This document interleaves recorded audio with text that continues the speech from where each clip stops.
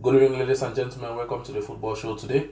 This is our first ever video. My name is Nestor Zuganafabel, and here with me we have the football analyst Acho Roland Kaka. Our football channel today is going to be talking exclusively about sporting activities, team news, predictions. We're going to be talking about match day analysis. We'll be bringing you weekly reviews, team news, transfer news all over the world, even in sub leagues, and most importantly in the major leagues that we have, the 5 major leagues in the world. And we'll be bringing players, professional players, to come and talk exclusively on this channel. They'll be talking about how to become a professional football player and how to improve to become professional in the field. And in football today, we'll be bringing you match day exclusive analysis on each match when the match finishes on the weekends. And before much ado, I would like to advise everyone to subscribe and to like our page, which is seen on Facebook, YouTube, Instagram, TikTok, and it is the football show today. And I would like to call on Kaka to give 1 or 2 highlights about the weekend. Hi, televiewers. Thank you very much, hosts. I'm so delighted to be here today. So today we're going to talk about, like you earlier mentioned, we're going to be bringing fixtures, predictions. So right away, let's talk about English Premier League. Manchester City just won Newcastle by two goals to 0. And also Arsenal, also it's 1-0 down with Bournemouth. Bournemouth scored the second ever fastest ever Premier League. 9 seconds. Thank you for reminding me. And Mr. Host, I just wanted us to just do some light analysis about Manchester City match that just passed a few hours back. So the message we got from this match, actually from the first match that just finished, is Manchester, it's mounting pressure, a whole lot of pressure on Arsenal, because it's just a 2 points gap. And not forgetting also Arsenal now, it's 1-0 down, and they have this pressure that Manchester City just won already, which they are trying to make the gap a little bit wider. So as per your own view, who is going to take the English Premier League? Who is going to be the champion? To be very honest with you, on paper now, Arsenal has a better team. I'm a Manchester City fan, but Arsenal has a better team. They have that winning mentality again, because their first players are all fit. Thomas Partey was on injury. He came back today. Yeah. He's playing very well. So for me, I think Arsenal still hold the driving seat. And do you wipe out Manchester United?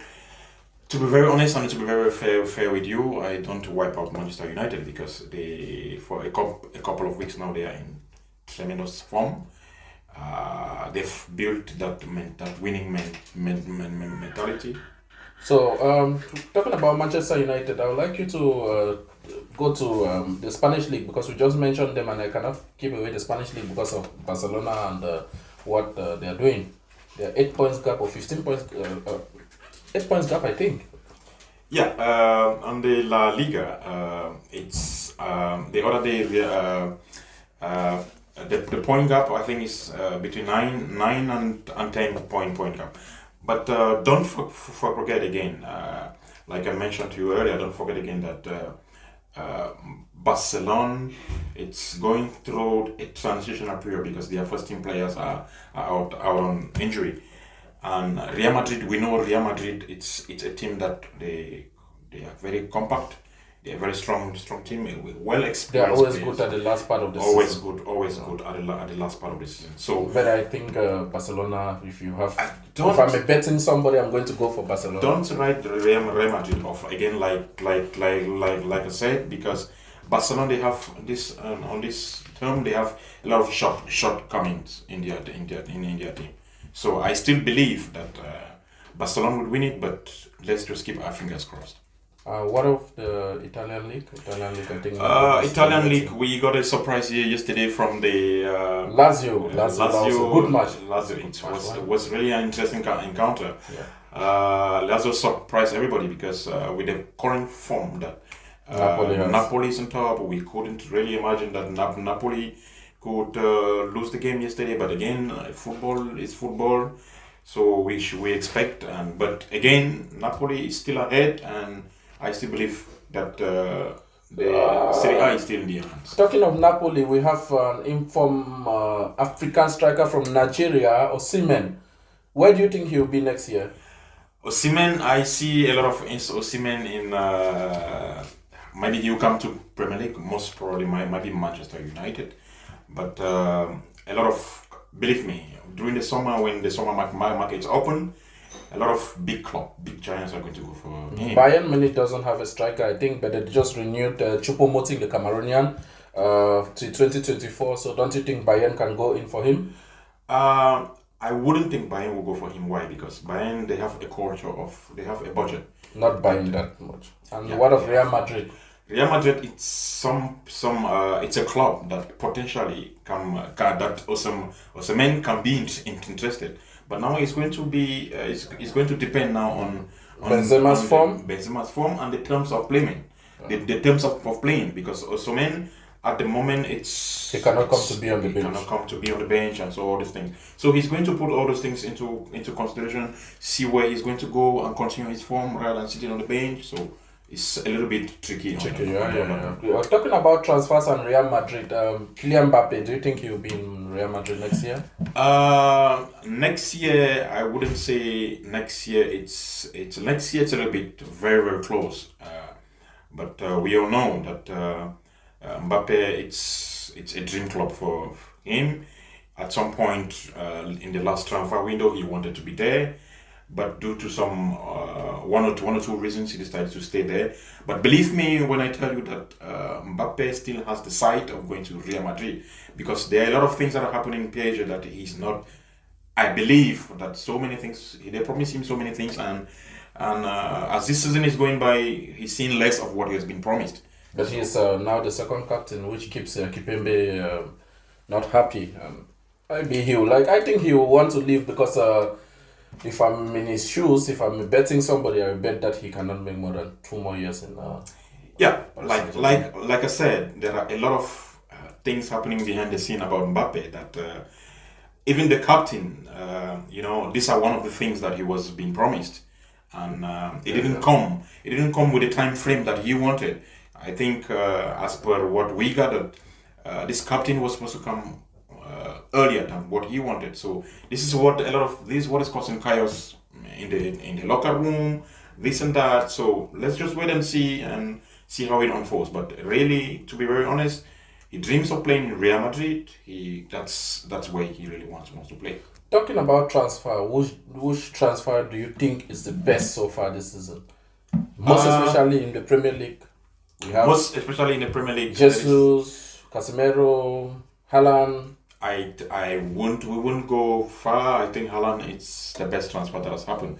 Not just based on the money, but I think based on what he has come in. But he has altered the game of Manchester City. Manchester City does not play as normally as they do when they have a false nine, and sometimes he sweeps his hand all over the air, like you could see in the match of today against Newcastle.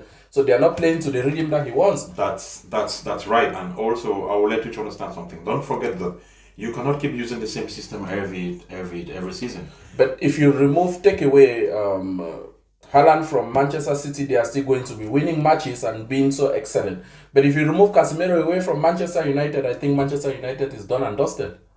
I really don't think so. Why? Because, like I said, look at this from a sporting perspective. Manchester City is a team that has been playing for the years back without a recognized number 9. And even now we're playing with the recognized number 9. They are not playing to the number 9 speed. So because they are trying to adapt to the system of the English football. Remember that Pep Guardiola only changed his system because it was difficult in the market to get his primary objective. That's why he struggled for the past years. He was winning. He was winning. If he went to the market for a recognized number 9, meaning that he wanted to adapt to the Premier League. No doubt that someone like Casemiro has changed the whole setup about United. But don't forget, United, they still have that winning mentality. To close it up for the day, I want to ask you one last question. How many trophies do you think Manchester United would end up with this season?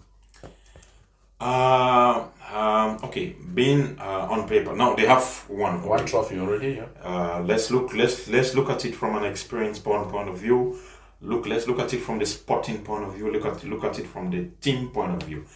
United, I think, to me, maybe will go again with the FA Cup. I think maybe they will finish the season with 2 trophies. It's either the FA Cup, they will go for the FA Cup, or don't write them off from the Europa. One more last question. Now, we have the Chelsea coach. Do you think he will be there next year, same time? This is something very, very tricky because if Porter has made it up to this time, believe me, many people are surprised that he has made it even up to this time. But do you think he will be there the same time? I don't think he's going to be there on this time based on the results, because these guys, they judge them based on the output.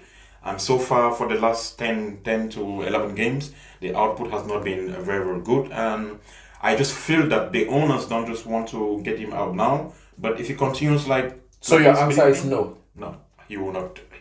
Thank you very much. Thank you very much, guys, for watching our video. To get more about football predictions and match day analysis, try to follow us on Instagram, Facebook, TikTok, and on Twitter. And don't forget to subscribe for the video, share, and turn on your notification bell. It has been Nestor Ozugena Fabel and our analyst, Kaka Achu Roland.